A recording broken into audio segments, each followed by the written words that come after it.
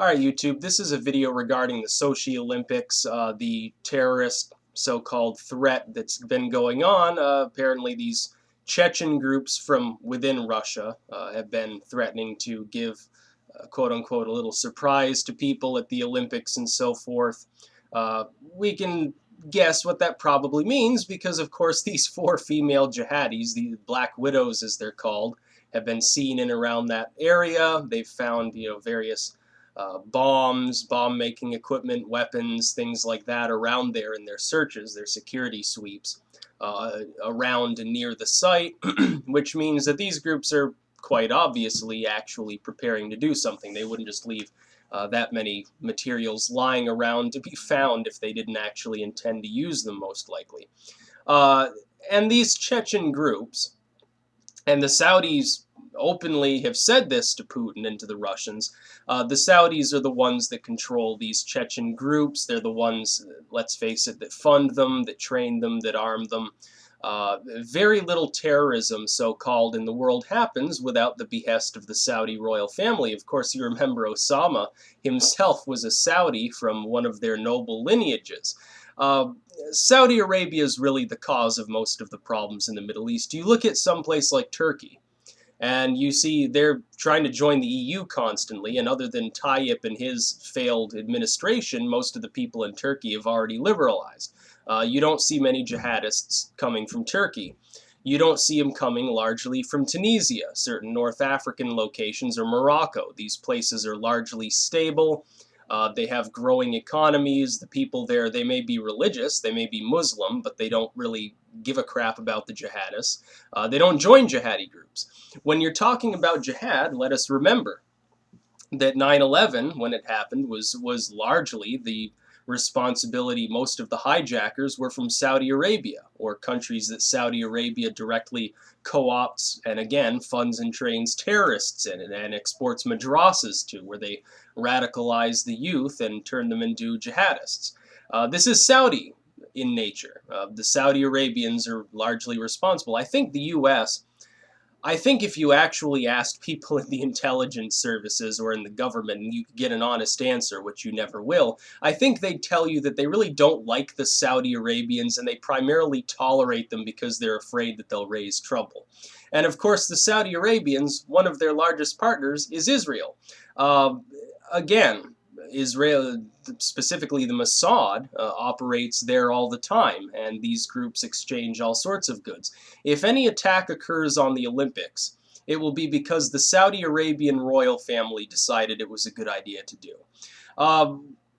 And I think Putin could solve this quite easily by going on TV there and saying that any attack on the Olympics will result in the destruction of every village in Chechnya and immediate reprisals on Saudi Arabia with nuclear weapons. Essentially the extermination of Mecca, the extermination of Medina, the extermination of Riyadh, and the extermination by fire and sword of every man, woman, and child in Chechnya. Because Chechnya is within Russia, although this would be considered genocidal, it'd be considered by most of the world evil, nobody's really going to be able to do anything about it because it's part of Russia, and any foreign troops trying to enter the area would result probably in a nuclear war, which is something that the Western world doesn't want. Oddly, though, here's a different issue. At an Olympic venue, you're not going to see just Russians. There's going to be Russian security. There are going to be Russian people there because they live there to begin with. But remember, this is an Olympic venue. It draws athletes and individuals, tourists, and so forth from around the world. Any attack on the Sochi Olympics is going to result on people from dozens or maybe more nations dying.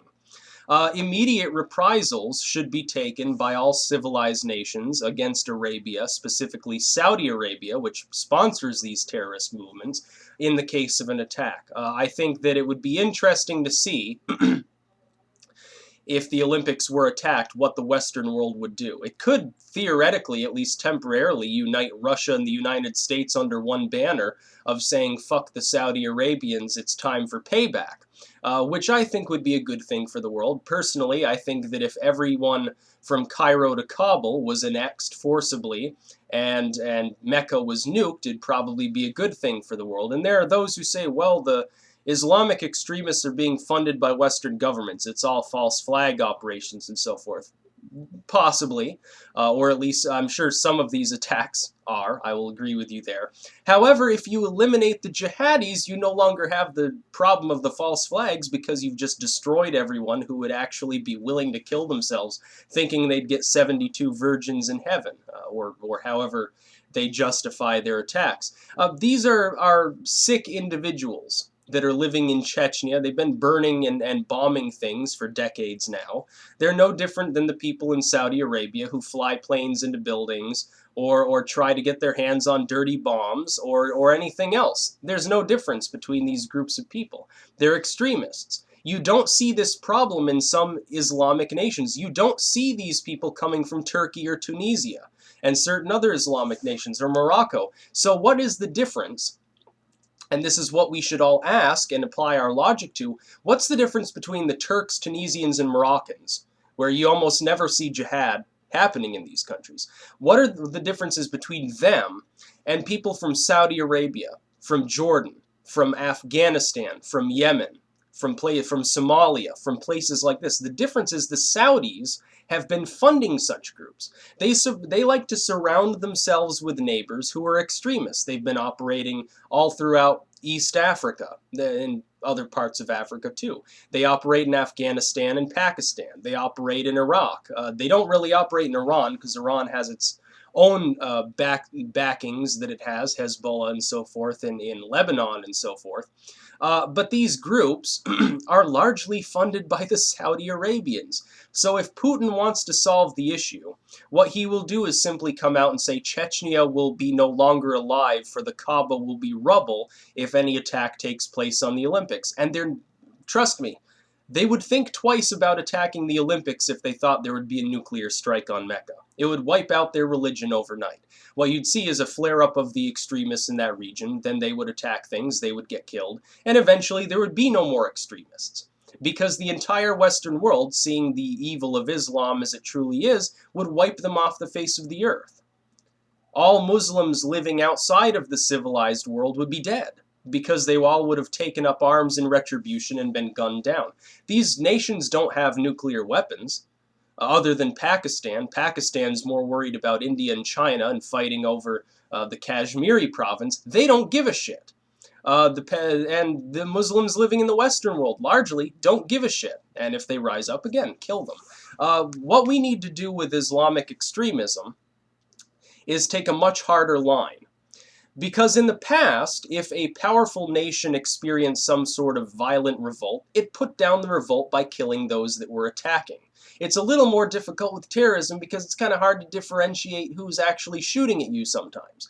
Thus, the logical response is, if they do continue to attack the Western world, the Western civilized world, the United States, the EU, Russia, China, all of their various allies and vassal states, that involves all of Latin America, the Australians, the Japanese, the Koreans, Vietnam, the Laos, Cambodia, all of these groups, certain North African nations, specifically the Moroccans and Tunisians, the Turks, to a lesser extent, the Israelis, all of these groups, parts of Africa, all of these states should just team up and say enough is enough, we're going to have your heads and be done with it. Look at what Vlad the Impaler did. It was quite a good tactic, and had he not been outnumbered 10-1, he probably would have been successful. That's the line we need to take against Islamic extremism. And for those that are worried about, well, the Israelis are actually doing it, yeah, they probably are using Islamic extremists. But if all the Islamic extremists suddenly go bye-bye, that doesn't happen anymore. I don't know, they'd be funding anarchists in Latin America or something. Yeah, the Western powers do misuse the Islamic people. The difference is, the reason that this is happening is at the behest of the Saudi government. The Saudi royal family grinds its own people down and continually abuses them. Meanwhile, it gets billions every year in oil surplus, in oil funds, and it exports most of that money, because it doesn't worry about its own people suffering. It exports a great deal of that money to training people in other countries. If you get rid of the Saudis, you've just taken out the keystone of terrorism. Of Islamic, you should just term it Islamic extremism. Terrorism is a loose blanket term that has lost all meaning since 9/11. Let's just call it what it is. A bunch of crazy Muslims who blow themselves up and constantly attack other countries. You see, the Middle East doesn't have nuclear weapons in it. The Israelis have nuclear weapons. The Saudis don't have them. The Iraqis don't have them. The Iranians don't have them, and let's face it, probably never will. You can bicker all day about how close they are to achieving nukes. They've been talking about how a few years from now they'll have nuclear weapons. They've been saying that since the 1980s, so it's never going to happen. The Syrians don't have nukes. The Yemenis, the Jordanians, none of these people have nuclear weapons. If the nuclear powers of the world decide that it's time to end Islamofascism, there's nothing they can do about it. They can all get together in one giant army numbering in the hundreds of millions and they'd get mowed down. With a bullet wouldn't even need to be fired. Nuclear weapons would take care of it. Would this be genocidal and terrible? Yes, but look at these people and what they espouse. They're saying Islam will dominate the world. Islam for the West. Sharia for Britain. Sharia for Sweden. We're going to pour into your countries, rape your women, kill your children, and take over. These are genocidal individuals. And guess what? The Saudis sponsor every last one of them. So if Putin is smart, he will say this, that if the Sochi Olympics are attacked, he will retaliate, and he won't hold back. And the Western world should stand with him and do the same thing, because if the Sochi Olympics are attacked, there will be Americans dead, there will be dead French people, there will be dead Turks, there will be dead Japanese people, there will be dead Koreans, there will be dead Chinese, there will be dead people from South Africa and Brazil and Colombia and Mexico and every other nation on earth. There will be dead people from the Middle East, from countries that actually sponsored the terrorists that attacked in the first place. These people have absolutely no regard for human life, to the point at which they're willing to threaten to bomb an international event which is conducted in peacetime, which has no relation to geopolitics. It's a fucking sports game. It's a bunch of sports where the nations compete amicably so that they can solve their differences by pitting athletes against each other rather than shooting at each other.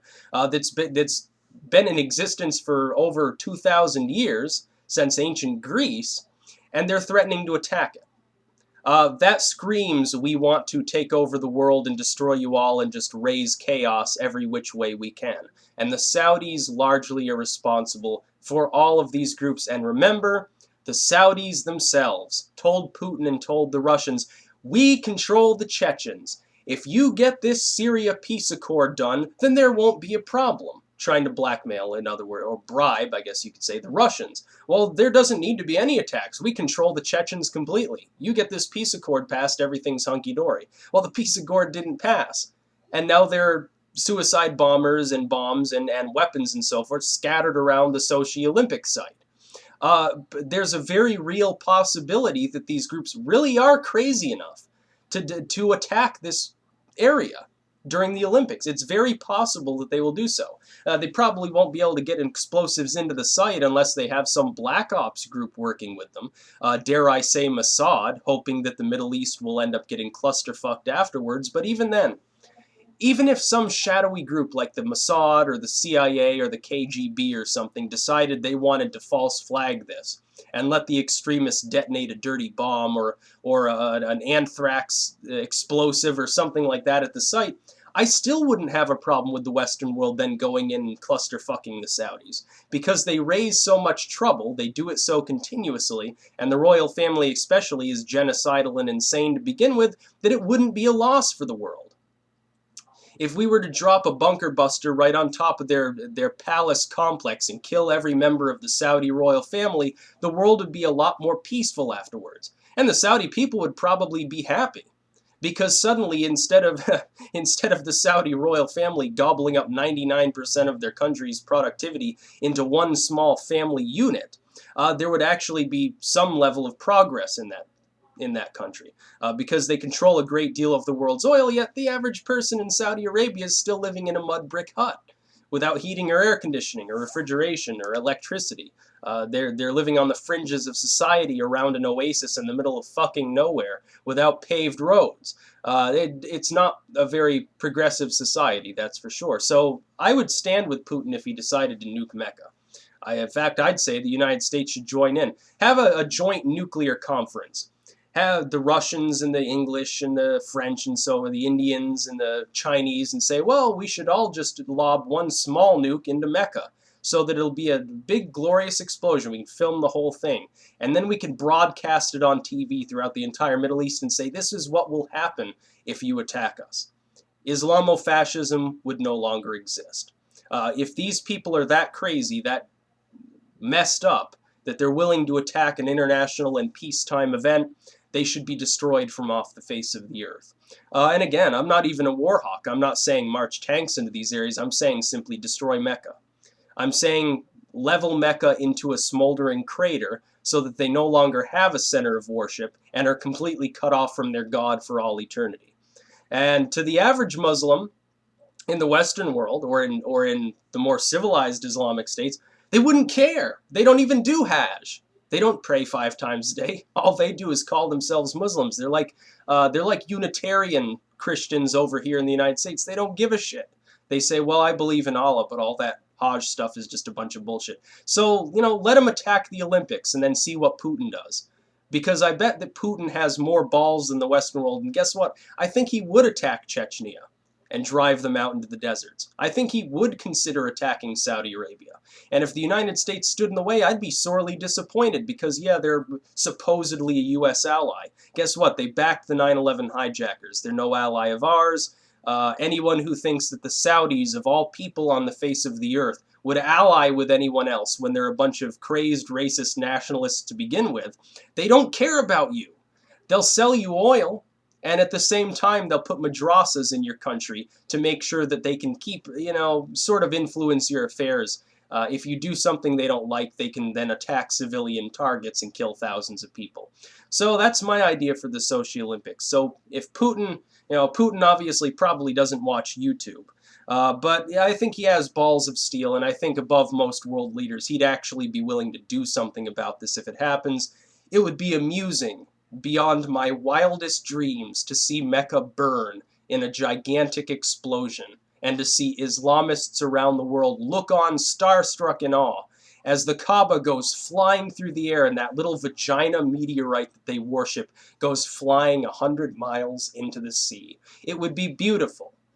Honestly, it would be quite beautiful. And best part is, because of the prevailing wind currents, none of that fallout would hit anything outside of Saudi Arabia, so consider it.